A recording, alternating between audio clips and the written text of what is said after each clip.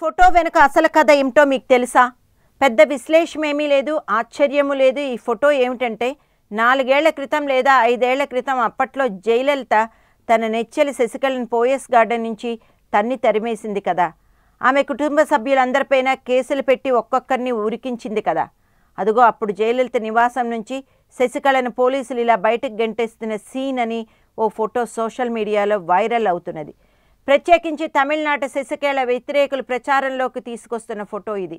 అయితే కంచి పీఠాధిపతి జయేంద్ర సరస్వతిని అర్ధరాత్రి వేళ ప్రతిపక్ష నేత కరుణానిధిని అచ్చం ఇలాగే పోలీసులు తీసుకెళ్లిన సీన్లు చూసాం కాబట్టి ఇదేమీ పెద్ద ఆశ్చర్యపడే ఫోటో ఏమీ కాదు.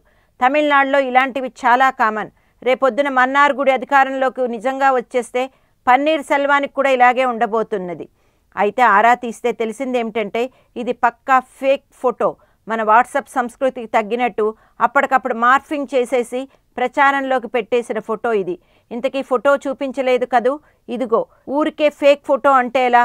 అసలు ఫోటో ఏమిటో చెప్పాలి కదా అంటారా? వెయిట్, ఆ ఫోటో కూడా చూపించేస్తాం. ఇదిగో ఇది. అయ్యా ఇదేనండి, దండుపాల్య అనే ఒక కన్నడ సినిమా వచ్చింది, గుర్తుందా? దాన్ని తమిళంలోకి కరిమెడు అనే పేరుట అనువదించారు. అందులో ఓ సీన్ ఇది. ఆమె పేరు పూజా గాంధీ. నిజమండి, నమ్మకపోతే ఇదిగో ఈ ఫోటో కూడా చూసేయండి.